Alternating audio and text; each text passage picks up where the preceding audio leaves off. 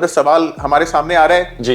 2025 या 2025 the year of real estate, क्या वाकई ये 2025 रियल एस्टेट का साल होगा? मतलब ऐसा साल हमने कभी पास्ट में देखा ही नहीं होगा, इतना बूम आएगा इसके। और 2022 के अंदर मार्केट गिरी क्यों? अगर मैं 2022 की बात करूं कि जिसके अंदर मार्केट गिरती है।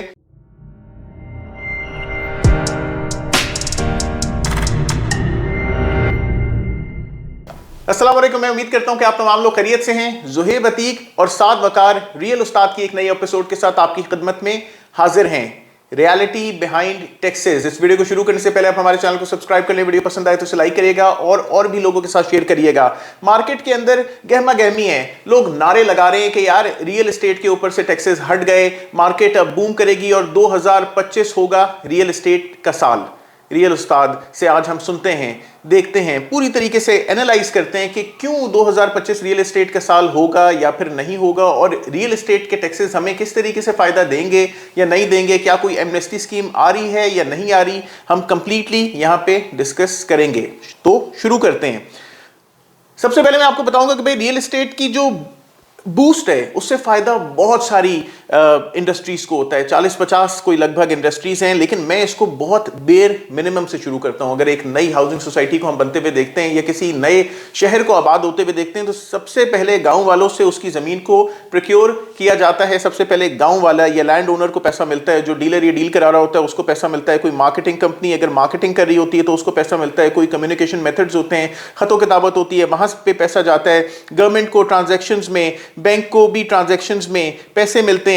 अगर कोई डेवलपमेंट फर्म या कोई कंस्ट्रक्शन फर्म आप हायर करते हैं तो उसके अंदर planner, designer, architect, developer, firms, engineers, heavy vehicle के जो मशीनरी के ओनर्स होते हैं, लेबरर्स, और उसके अलावा कंटेनर्स और सिक्योरिटी भी पैसे कमाती है। उसके अलावा अगर मैं एलाइड इंडस्ट्रीज की बात करूं तो एलाइड इंडस्ट्रीज में आ जाते हैं सीमेंट, आ जाता है स्टील, आ जाती है कंस्ट्रक्शन मटेरियल यानी बजरी आ जाती है। उसके अलावा एम्प्लॉयमेंट आप क्रिएट करते हैं बहुत सारे लोगों के लिए, अनमेट हाउसिंग डिमांड को आप पूरा करते हैं। शीशे का काम, क्रश का काम, इलेक्ट्रॉनिक इक्विपमेंट का काम, बैचिंग प्लांट्स का काम, paint, wood, brick, tile, marble, sanitary ware, hardware को फायदा मिलता है रियल एस्टेट की बूस्टिंग से। और अगर यही रियल एस्टेट स्लो हो जाए तो भाई मार्केट हो जाती है ठप। लेकिन अगर मैं इकोनॉमिक ग्रोथ की बात करूं तो इकोनॉमिक ग्रोथ आप सिर्फ तब हासिल करते हैं जब velocity of circulation of money तेज होती है मार्केट के अंदर।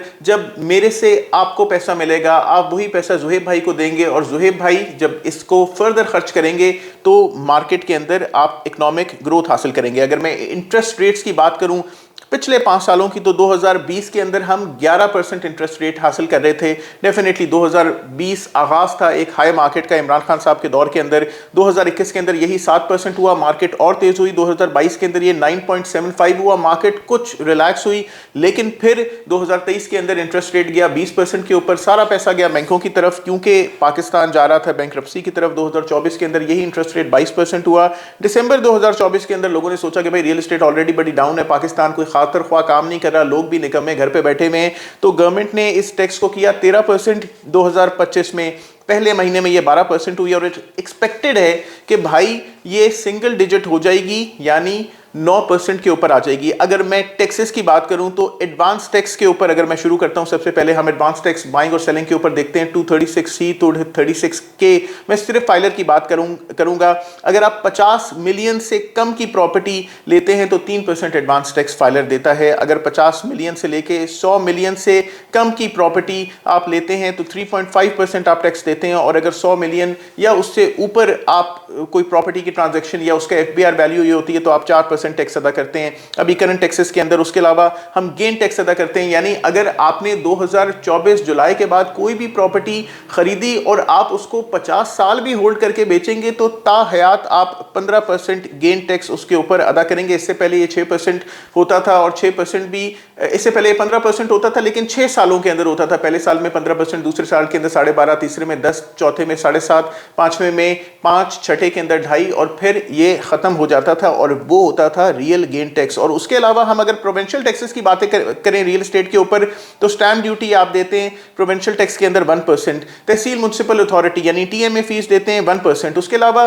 FED जो शुरू में 5% प्रपोज थी, अब 3% के हिसाब से ली जा रही है। आप 3% की FED भी एक नई परचेज के ऊपर देते हैं। और फर्स्ट सेलर जब प्रॉपर्टी को बेच रहा होता है तो 7E का टैक्स भी अदा करता है। अगर मैं पास्ट परफॉर्मेंसेस की बात करूं, पिछले 20 साल में डिफरेंट गवर्नमेंट्स की अगर मैं बात करूं, तो लेट जनरल परवेज मुशर्रफ साहब के दौर में 2003 और 5 के अंदर हमने एक बड़ी सुपर हाई मार्केट देखी। उन्होंने कहा कि भाई DHA या आर्मी हाउसिंग में आम आवाम भी इन्वेस्ट कर सकती है, यानी जनरल पब्लिक के लिए उन्होंने वो ओपन कर दिया। अगर मैं बूस्ट देखूं फॉरेन इन्वेस्टमेंट में, उन्होंने पाकिस्तान में बहुत फॉरेन इन्वेस्टमेंट लेकर आए और पाकिस्तान की रियल एस्टेट ने बहुत तेज तरीके से ग्रो किया। अगर मैं प्रेसिडेंट आसिफ अली जरदारी साहब की बात करूं, 2011 से लेकर 13 और तकरीबन वो 14 और 15 तक भी पुश रही, हाई मार्केट आई। उन्होंने रियल एस्टेट के ऊपर टैक्स एमनेस्टी दी, नॉन कस्टम पेड कार्स के ऊपर एमनेस्टी दी, ओपन हैंड्स दिए मलिक साहब को कि भाई जाओ भाई मार्केट के अंदर खेलो और जो भी ज़मीन आप प्रोक्योर करते हैं। तो हमने एक बहुत शाहकार बहरिया टाउन मार्केट के अंदर आते हुए देखा। अगर मैं ex prime minister Imran Khan साहब की बात करूं, तो 2020 से लेके 2022 तक, ये कोविड का दौर था लेकिन 2020 से लेके 2022 तक भी मार्केट काफ़ी तेज़ रही। खान साहब ने इसके ऊपर सबसे पहले कैश की एमनेस्टी दी कि भाई 1 अरब रुपए लाओ, 3 करोड़ रुपए का टैक्स अदा करो, यानी 3% टैक्स अदा करो, तुम्हारा पैसा साफ। उसके अलावा रियल एस्टेट की एमनेस्टी भी इस दौर के अंदर हमने देखी। अच्छा साहब भाई, अभी जो हम दिसंबर यानी लास्ट ईयर दिसंबर ऑनवर्ड से हम देख रहे हैं, इस टाइम के ऊपर हम फरवरी के अंदर बैठे हुए, ये जो टास्क फोर्स है प्राइम मिनिस्टर की रियल एस्टेट की या हाउसिंग के हवाले से इन्होंने ये चीज़ बनाई और इस पे तब से ही एक मार्केट के अंदर सेंटीमेंट क्रिएट किया जा रहा है। अभी इस टाइम फरवरी के अंदर हम बैठे हुए और हमें वो पुश फील हो रहा है।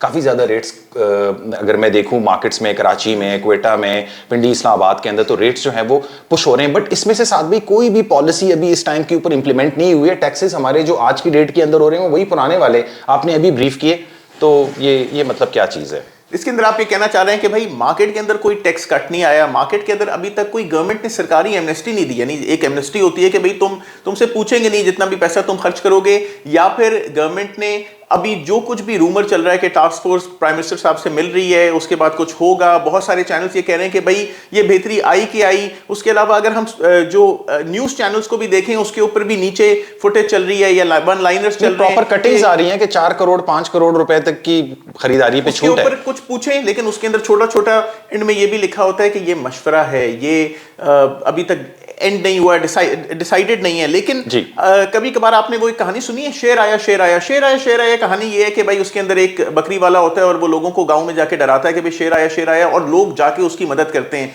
चलो मैं इसको, ये बड़ी एक नेगेटिव कहानी है। गांव के अंदर या जब पुराने वक्तों के अंदर पिंडी शहर के अंदर और उसके गर्दोनुमा के अंदर अगर लकी ईरानी सर्कस आता था तो बहुत सारे लोग बड़े एक्साइटेड हो जाते थे कि यार हमें जाके वहाँ पे कोई पपेट्स देखने को मिलेंगे, कोई मौत का कुआं देखने को मिलेगा, या फिर हमें वो खातून देखने को मिलेंगी जो शक्ल तो जिनकी क्या नाम है इंसान की थी और नीचे गीदड़ की बॉडी होती थी। तो लोग अपना एक्साइटेड हो जाते थे। अभी भी मार्केट के अंदर वो एक्साइटमेंट नजर आ रही है। उस एक्साइटमेंट के ऊपर कोयटा DHA कोयटा ट्रेड हो रहा है, उस एक्साइटमेंट के ऊपर DHA सिटी कराची ट्रेड हो रहा है, उस एक्साइटमेंट के ऊपर लाहौर ट्रेड हो रहा है। और अभी हमने एक बड़ी हाई मार्केट देखी DHA फेज 7 की तरफ। एक्साइटमेंट के ऊपर मार्केट चल रही है।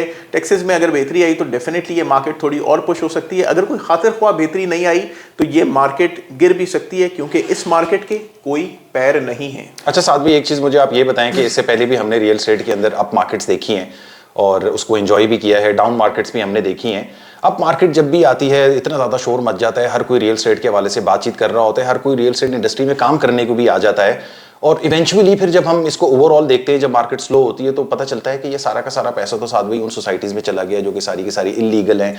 उन सोसाइटीज़ में चला गया है कि जो अभी अप्रूवलों के चक्रों के अंदर है। उन सोसाइटीज़ में चला गया है जो कि 6-6 साल से लोगों को वादे बेच रहे हैं बट कोई चीज़ डेवलप नहीं कर पाए। इस दफ़ा भी अगर ये इस तरीके से अगर कोई एमनेस्टी दी जाए या कोई फेवरेबल पॉलिसी बनाई जाए रियल एस्टेट के लिए, तो इसके हवाले से गवर्नमेंट को क्या करना चाहिए ये बताएं प्लीज। देखिए, अगर मैं बात करूं कि हमने पिछली हाई मार्केट के अंदर देखा कि पैसा DHA में लगने के बजाय, अगर मैं पिंडी इस्लामाबाद की मार्केट की बात करूं, वो लगा जाके न्यू मेट्रो सिटी के अंदर लोग लुट गए, मार्केट 70% माइनस के अंदर, ब्लू बर्ड सिटी के अंदर लोग लुट गए, मार्केट 70% माइनस के अंदर, किंगडम वैली के अंदर लोग लुट गए, मार्केट 70% माइनस के अंदर, रूरल एनक्लेव के अंदर लोग लुट गए, मेविडिया के अंदर लोग लुट गए, खनियाल होम्स के अंदर लोग लुट गए, और बेशुमार housing society GFS 7 Monday city के अंदर लोग लुट गए, और अब पिंडी शहर से बाहर निकल के इसमें तो कुछ सोसाइटी साथ भी एटलीस्ट अभी एग्जिस्ट कर रही है, इसमें बहुत सारी ऐसी सोसाइटीज जो कि भाग गई हैं। हाँ, एक 14 आपने शुरू की थी लेकिन वो एग्जिस्ट नहीं करती, टैप सिटी आपने शुरू की थी वो एग्जिस्ट नहीं करती, एक और सोसाइटी भी एयरपोर्ट के करीब आ रही थी, नाम मुझे उसका कोई नहीं याद, वो आप उसके ओनर से भी मिले थे लेकिन वो भी मार्केट से लोगों का पैसा लूट लाट के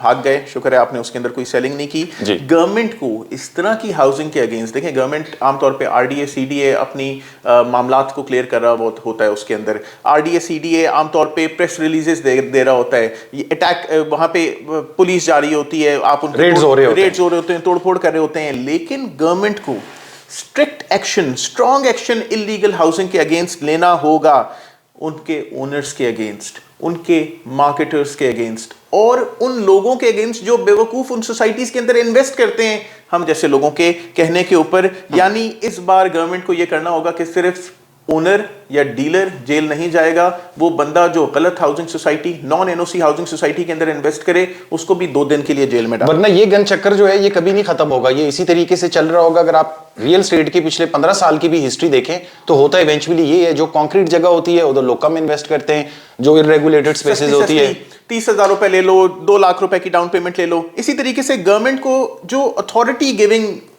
जो सेटअप्स हैं उनके, जो इंस्टीट्यूट्स अथॉरिटी देते हैं, उनको किसी एक को बड़ा हुक्मरान बनाना पड़ेगा। वो ये ना करें कि भाई TMA अलग अथॉरिटी दे रहा है, PHATA अलग अथॉरिटी दे रहा है, कंटोनमेंट अलग अथॉरिटी दे रहा है, कोई मैंने ऐसे भी बिल्डिंग्स देखे हैं कि जी हम FBR अप्रूव्ड हैं क्योंकि हम टैक्स अदा करते हैं। ये कोई NOC नहीं है। आवाम को गाइड करें कि RDA या CDA या DHA के प्रोडक्ट्स के अंदर इन्वेस्ट करें, या LDA या KDA या PDA इस तरह के प्रोजेक्ट्स के अंदर इन्वेस्ट करें, ना कि वो किसी TMA अप्रूव, ना कि किसी कंटोनमेंट बोर्ड अप्रूव, ना कि किसी PHATA अप्रूव्ड के अंदर वो कर रहे हो। क्योंकि आप मल्टीपल अथॉरिटीज बनाएंगे तो उनके पास एक एक्स्ट्रा रास्ता होगा जाने के लिए, एक एक्स्ट्रा मौका होगा कि अच्छा यार यहाँ नहीं तो इधर से कुछ NOC पैसे दे दिला के मिल सकती है। उसके अलावा नॉन फाइलर्स को के ऊपर गवर्नमेंट को मार्केट को बेहतर करने के लिए इजी होना पड़ेगा।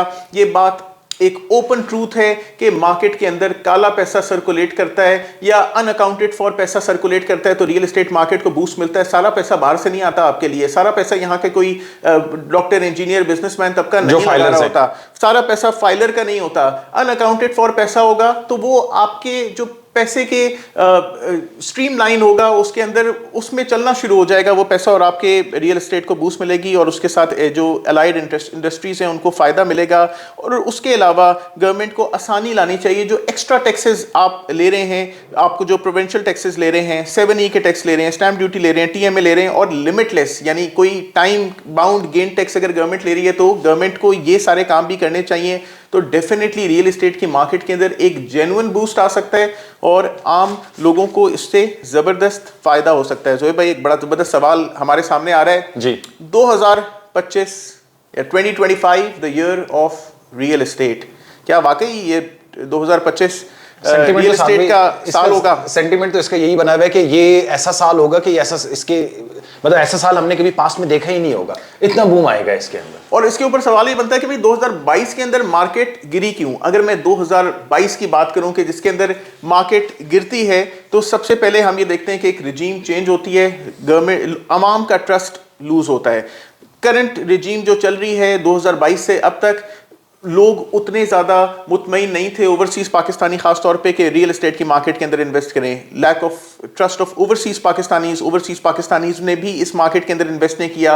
खूब टैक्सेस हाई थे, ये पैसा बैंक में डाल के सूद कमाना ज़्यादा बेहतर लग रहा था ना कि रियल एस्टेट में इन्वेस्ट करके नुकसान करना, और डेफिनेटली जो आपका फॉरेन करेंसी के ऊपर आप नुकसान कर रहे हैं वो भी। और उसके अलावा जो करंट रिजीम सेंटिमेंट है, डिफरेंट गवर्नमेंट्स होती हैं वो रियल एस्टेट फेवरेबल होती हैं। अगर हम पीपल्स पार्टी की बात करें, बड़ी रियल एस्टेट फेवरेबल गवर्नमेंट है। अगर मैं कहूं कि कोई आर्मी का सेटअप आ जाता है तो दैट इज जो वो हो जाते हैं इमरजेंसीज लग जाती हैं, तो वो भी रियल एस्टेट प्रो सेटअप्स हैं। अगर इमरान खान साहब की गवर्नमेंट दोबारा कभी अगर देखने को मिले तो वो भी रियल एस्टेट प्रो गवर्नमेंट है। लेकिन हमेशा ऐसा हुआ है कि जब मुस्लिम लीग नून आई है तो उन्होंने सड़कें बनाने को, बिजनेसेस को, चीनी के काम को, डिफरेंट इंडस्ट्रीज को ज्यादा फरोग दिया है, ना कि रियल एस्टेट को। तो ज़ुहैब भाई, कोई टास्क फोर्स के हवाले से आप अगर कुछ पूछना चाहें? टास्क फोर्स के हवाले से साथ भाई यही है कि they are working on it, और कोई पॉलिसीज जो है वो अभी तक इस टाइम के ऊपर कुछ फाइनलाइज नहीं हुआ है, बट करीब है फाइनलाइजेशन के। और जो जो सजेशंस उसके अंदर दी गई हैं, ऑलमोस्ट तमाम डिपार्टमेंट्स उसके अंदर इन्वॉल्व है, उनकी तरफ से जो प्राइम मिनिस्टर को सजेशंस दी गई हैं, अगर वो अप्लाई हो जाएं तो डेफिनेटली मुझे लगता है कि मामलात काफ़ी बेहतर हो जाएंगे। इस टास्क फोर्स में प्राइम मिनिस्टर साहब ने, शहबाज शरीफ साहब ने डिफरेंट मिनिस्टर्स को, यानी हाउसिंग एंड वर्क के मिनिस्टर को, फाइनेंस मिनिस्टर को और स्टेट और रेवेन्यू के मिनिस्टर को इस टास्क फोर्स का पार्ट बनाया है। DG WNR को, जनरल दिलावर को इस टास्क फोर्स का हिस्सा बनाया है। President of federation of realtors Sardar Tahir साहब इस टास्क फोर्स का हिस्सा हैं। और उसके अलावा कराची के एक बड़ा ज़बरदस्त, ये ख़ास तौर पे association of builders and developers, उनके चेयरमैन दोनों नॉर्थ और साउथ के भी इस टास्क फोर्स का हिस्सा हैं। और ये टास्क फोर्स कोशिश पूरी तरीके से ये कर रही है कि किसी तरीके से रियल एस्टेट की मार्केट को, उसके हर एस्पेक्ट को बूस्ट दिया जाए। अगर वाकई गवर्नमेंट इसको बूस्ट देने में कामयाब हो जाती है तो वाकई 2025 रियल एस्टेट का साल हो सकता है। लेकिन अगर ऐसा हुआ कि कोई खातिर ख्वाह टैक्सेस के अंदर कमी नहीं आए, ये बात याद रखें कि ये कोई एमनेस्टी स्कीम नहीं लेके आ रहे, कोई आप अपना पैसा लेकर आएंगे और गवर्नमेंट आपसे पूछ के उसके ऊपर ना करे, ऐसा नहीं हो रहा। तो सोच समझ के इन्वेस्ट करें। अगर आप अपना पैसा हुकूमत को शो नहीं करना चाहते, वैसे तो शो करना चाहिए, लेकिन अगर शो नहीं करना चाहते तो ये रियल एस्टेट या टैक्स की एमनेस्टी नहीं आ रही। ये सिर्फ एक रियल एस्टेट को फेवरेबल बनाने का स्पेस आ रहा है। गवर्नमेंट को चाहिए उसके ऊपर स्टील के रेट्स को बेहतर करे, गवर्नमेंट को चाहिए उसके ऊपर लोगों के लिए आसानी करें। वाकई अगर कह दें कि यार नहीं पूछेंगे तो वाकई 2025 रियल एस्टेट का साल बन सकता है। गवर्नमेंट को चाहिए उसके अलावा जो भी अलाइड इंडस्ट्रीज हैं उनके ऊपर भी टैक्सेशन को कम करें, उनके जो प्राइसेस कम होनी चाहिए, उनके प्राइसेस कम होनी चाहिए ताकि कंस्ट्रक्शन की तरफ भी फोकस जाए। लेकिन सख्ती करें उन हाउसिंग सोसाइटीज के ऊपर, उन लुटेरे ग्रुप्स के ऊपर, उन ग्रुप्स के ऊपर जो ये कहते हैं कि 2 करोड़ रुपए जमा कराओ या 1 अरब रुपए जमा कराओ और हमसे महाना इतना रेंटल ले जाओ और फिर लोगों का हक लेके भाग जाते हैं, लोगों को लूट के चले जाते हैं। तो गवर्नमेंट को इस सब के ऊपर फोकस करना पड़ेगा। जहां पे आप लोगों के लिए आसानी करेंगे वहां पे लोगों के ऊपर जबरदस्त किस्म की सख्ती करेंगे। सख्ती करेंगे तो मार्केट ऊपर जाएगी और पैसा एक ऐसी जगह पे लगेगा जो कि फ्यूचर परफेक्ट होगी, जो कि फायदेमंद होगी, जो कि अप्रूव्ड होगी, जो कि जहां पे पानी बिजली गैस प्रोवाइड होगा, जहां पे वक्त के ऊपर डेवलपमेंट होगी और लोगों को होगा अरबों करोड़ों का फायदा। साथ साथ हुकूमत को भी होगा अरबों खरबों का फायदा और रियल्टर्स को मिलेंगे उसके हक के कमीशन। और कुछ ऐड ऑन करना चाहते हैं साथ भाई? Like share and subscribe. Like share subscribe. Contact detail जो है वीडियो को डिस्क्रिप्शन के अंदर मेंशन है। फेसबुक पेज और इंस्टाग्राम पेज भी, आप उसको भी लाइक कर सकते हैं। रियल एस्टेट से रिलेटेड, स्पेसिफिकली DHA से, रावलपिंडी इस्लामाबाद से रिलेटेड आपकी क्वेरीज हो तो आप जरूर हमसे पूछ सकते हैं। अपना ख्याल रखें। अस्सलाम वालेकुम।